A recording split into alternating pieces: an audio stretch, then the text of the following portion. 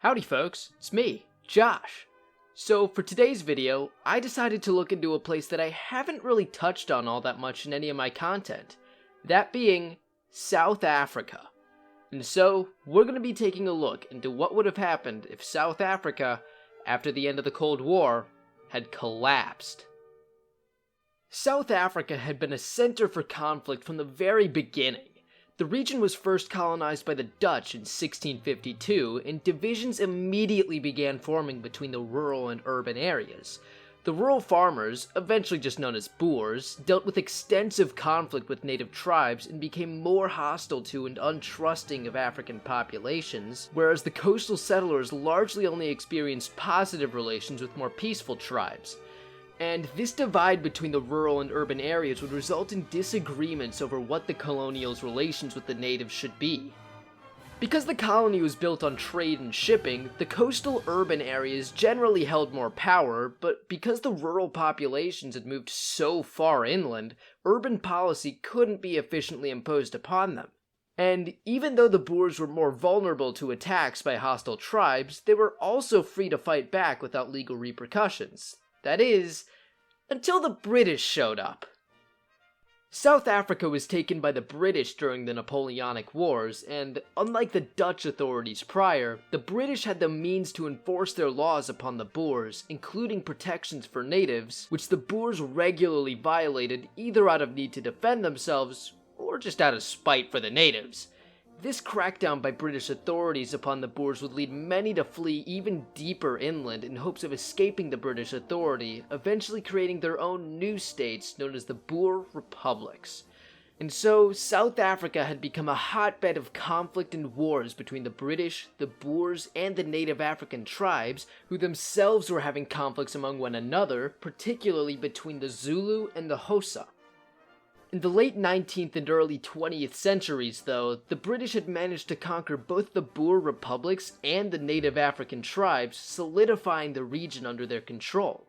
However, this victory would be short-lived, as with the continued growth of the region, many South Africans would begin pushing for independence, ultimately culminating in the 1909 South Africa Act, which united the colonies there into one singular dominion, becoming the Union of South Africa.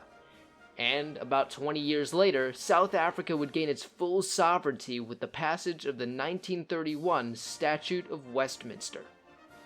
During World War II, though, economic stimulation caused many of the native blacks to move from the country into the towns and the cities, and began to displace the whites who had already lived there. And as the blacks grew in power in the cities and began calling for the desegregation of the country and the establishment of majority rule, many of the urban whites began to worry, fearing that they would be left without political representation and become targets for violence. And so, this would end up resulting in growing tensions between the two groups, with the government ultimately coming to the conclusion that, in order to maintain stability, the whites and the blacks would need to be separated from each other entirely. And so, in 1948, the government would enact a series of legislation that would come to be known as apartheid, or, in Afrikaans, apartheid.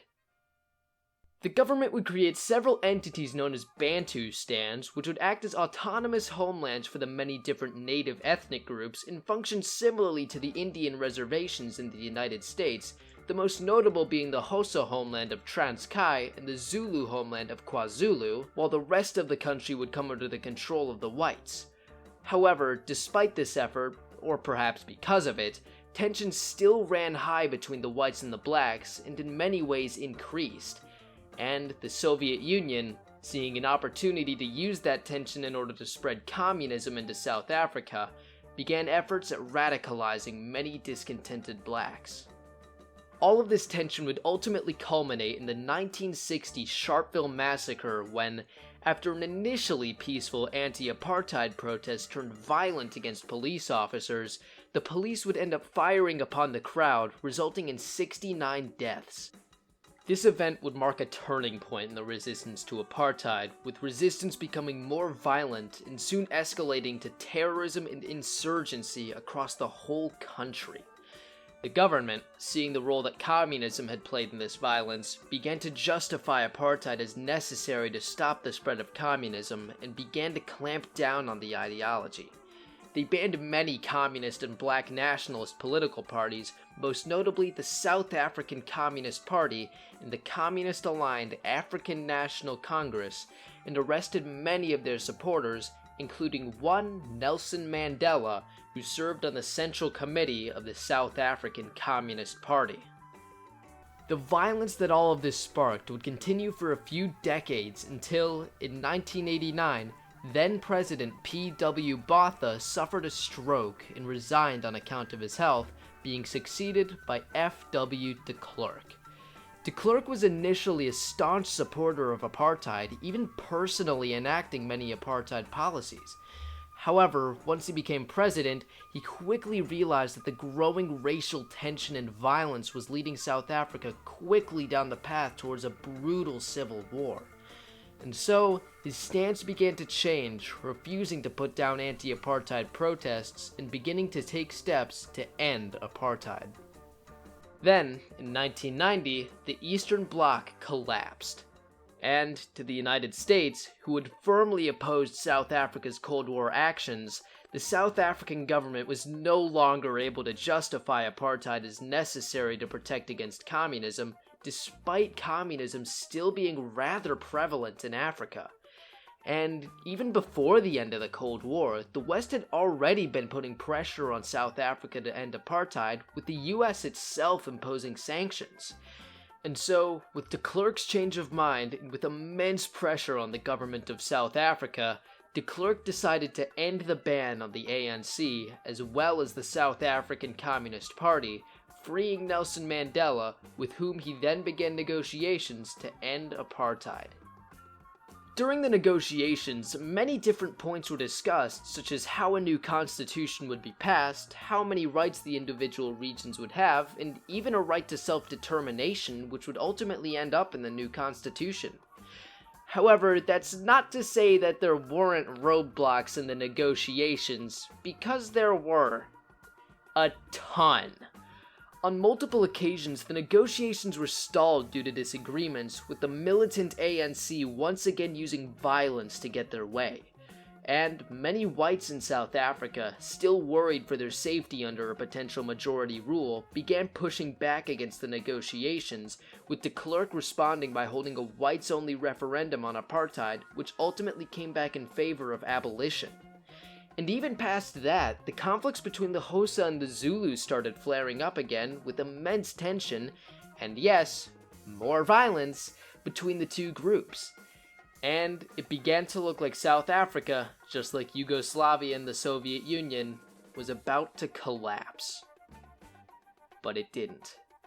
The negotiations would end up succeeding in the end, with apartheid being abolished in 1991 and the first open election being held in 1994, with Nelson Mandela being elected as president under the ANC and F.W. de Klerk as deputy president.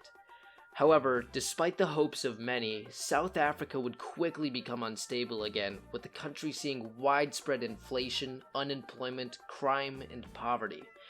And the fears of the whites would also ultimately come to fruition as an effective genocide soon began to take place against the white Boer farmers. But what if that changed?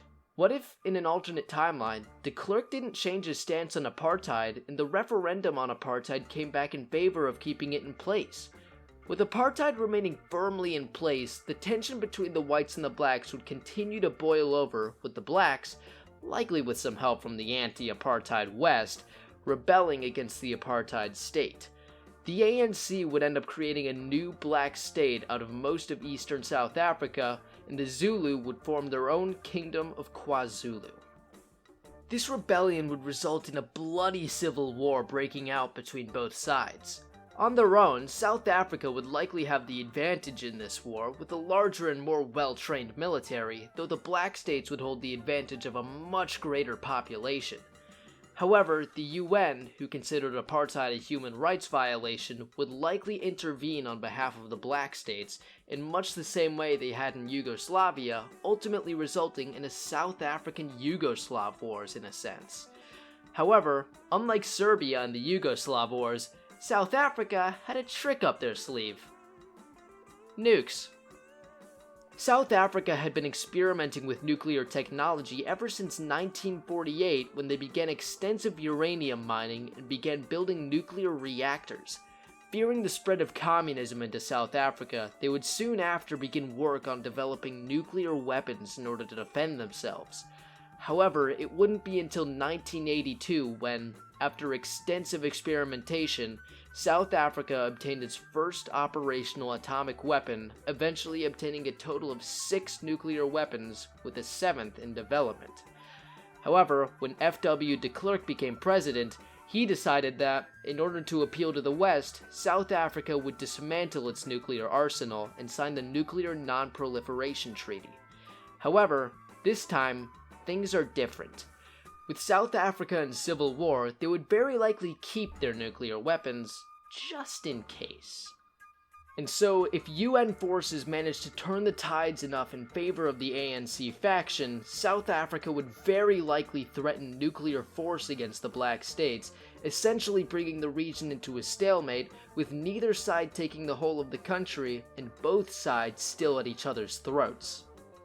And with the war ending, sort of, South Africa would find itself completely diplomatically ostracized from the West, and so would find itself becoming close allies with Israel and Taiwan, with whom they already had close relations, Serbia, who itself had gone through a similar situation, and, most importantly, Russia, who is also being isolated by the West at this point. However, with South Africa's, and therefore Russia's, ties to Taiwan, China might take this as cause to seek the creation of its own bloc, unless it maintained ties to Russia despite South Africa's own alliances. Meanwhile, South Africa would likely re-exert its influence on neighboring Namibia, who had previously broken away from South Africa less than 10 years prior. As a result of this, the West might end up attempting to expand NATO into southern Africa, potentially incorporating states such as Namibia, and maybe even Black South Africa as well, in an attempt to contain what the US would begin to call a rogue state. However, this move wouldn't come without significant pushback, as members such as France would likely protest against NATO expansion into such a tense region, potentially stalling or even stopping such expansion outright. After 9/11, though, tensions around the world stage would once again heat up as South Africa begins to fear another potential invasion by the West, whose war on terror might lead to further intervention and attempted removal of South Africa's weapons of mass destruction, similarly to the war in Iraq. Except this time they actually have them. In order to combat this, South Africa would likely reach its arm back over Black South Africa, similarly to the Russian invasion of Ukraine, trying to keep the West from encroaching on and threatening them. But, as time moves on, the world finds itself in yet another Cold War, this time between the Russian bloc and the West, with South Africa once again a hotbed for conflict. So, I hope you enjoyed today's video. If you did, make sure to stick around for more content just like this. And hey, you can also, maybe, subscribe or something. So, that's it for today's video. Well, till next time, see ya.